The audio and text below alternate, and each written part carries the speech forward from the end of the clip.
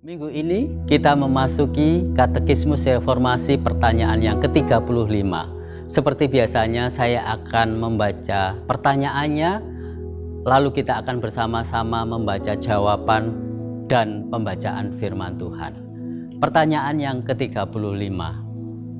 Karena kita ditebus oleh kasih karunia semata melalui iman saja, dari mana iman ini berasal? Semua pemberian yang kita terima dari Kristus, kita terima melalui Roh Kudus, termasuk iman itu sendiri. Titus 3 ayat 4-6. Tetapi ketika nyata kemurahan Allah, Juru Selamat kita, dan kasih-Nya kepada manusia, pada waktu itu Dia telah menyelamatkan kita, bukan karena perbuatan baik yang telah kita lakukan, tetapi karena rahmat-Nya, oleh permandian kelahiran kembali dan oleh pembaharuan yang dikerjakan oleh Roh Kudus yang sudah dilimpahkannya kepada kita oleh Yesus Kristus, Juru Selamat kita.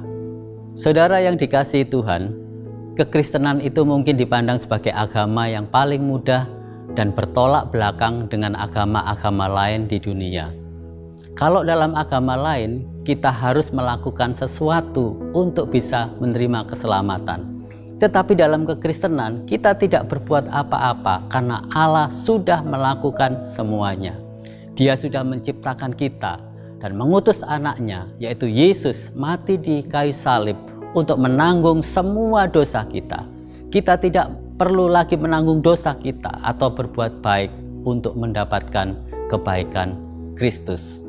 Namun yang menjadi pertanyaan adalah, bagaimana kita orang berdosa dan gagal bisa mengasihi Yesus dan mempercayai Injil-Nya, sementara yang lain tidak? Untuk bisa memahami ini, kita harus mengerti bahwa seperti tertulis dalam 1 Korintus 1:18, bagi dunia pemberitaan tentang salib adalah suatu kebodohan.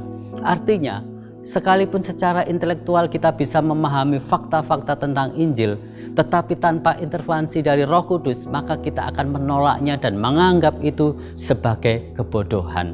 Dan melalui katekismus hari ini mengingatkan kepada kita bahwa Allah sudah mengintervensi itu melalui Roh Kudus yang memberikan kehidupan baru kepada orang berdosa yang seharusnya sudah mati dalam dosa. Saat Injil diberitakan, maka Roh Kuduslah yang meyakinkan kita tentang dosa, menerangi pikiran kita dalam pengetahuan tentang Kristus, memperbaharui kehendak kita, sehingga kita bisa bertobat, beriman, dan menerima Kristus. Bahkan iman itu sendiri, yaitu respon terhadap Injil, adalah anugerah dari Allah. Secara jujur, sebenarnya kita tidak lebih baik dari orang yang tidak percaya. Satu-satunya yang membedakan adalah karena ada pribadi yang dengan sangat ajaib datang dalam hidup kita dan mengubah kehidupan kita. Saudara-saudara, kebenaran ini membawa implikasi yang sangat besar dalam cara kita memandang kehidupan kekristenan dan ibadah kita. Kita tidak lagi menjadi sombong dan membanggakan diri, sebab keselamatan itu tidak kita terima karena semua perbuatan baik kita. Kita juga diselamatkan bukan karena memiliki kepekaan moral dan spiritual yang cukup baik untuk bisa mempercayai Injil, tetapi kita diselamatkan hanya semata-mata oleh belas kasihan Allah. Sebab itu kita patut bersyukur atas kasih karunia-Nya melalui karya Roh Kudus yang membuat kita bisa beriman dan percaya. Dan bukan itu saja, Roh Kudus juga yang menjamin keselamatan kita dan akan terus memelihara iman kita sampai akhir hidup kita. Kebenaran ini juga mengubah pandangan kita tentang ibadah bersama. Saat kita beribadah dan mendengarkan Injil, maka kita tidak sekedar mendengarkan pelajaran rohani, tetapi kita meyakini ada kuasa Roh Kudus yang bekerja untuk membawa hidup baru bagi orang-orang berdosa. Dalam ibadah bersama kita juga melihat ada karya penebusan Allah yang bekerja sampai Kristus datang kembali. Sebelum saat itu tiba, maka kita terus memandang kepada Kristus dengan iman minggu demi minggu, yaitu saat kita bersekutu menyembah Dia, mendengarkan firman-Nya, dan oleh Roh Kudus, maka kita akan terus diubahkan sampai kita mencapai kekekalan untuk selamanya. Amin. Saudara yang dikasihi Tuhan, sebelum berdoa, saya memberikan kesempatan untuk kita bersama-sama merenung sejenak, bertobat, dan mengakui segala kelemahan dan kegagalan kita di hadapan Tuhan. Mari kita sama-sama berdoa. Tuhan,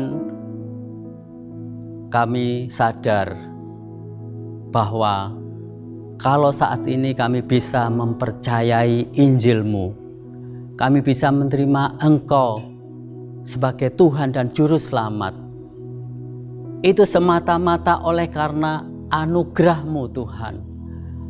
Ampuni Tuhan, seringkali kami merasa sombong dan menganggap semuanya itu adalah hasil dari perbuatan-perbuatan baik kami. Tetapi kami tahu bahwa sebenarnya semuanya itu hanya oleh belas kasihan-Mu saja kepada kami. Biarlah Tuhan, melalui kebenaran ini Tuhan, kami bisa terus memandang Kristus dan berharap kepada Kristus dan menaruh iman kami hanya kepada Kristus, karena kami tahu Roh Kudus itu juga yang akan memberikan jaminan untuk keselamatan kami dan juga akan memelihara iman kami sampai selama-lamanya. Terima kasih Tuhan buat kasih dan anugerah-Mu yang begitu besar kepada kami. Hanya di dalam nama Bapa, Putra dan Roh Kudus kami sudah berdoa. Amin.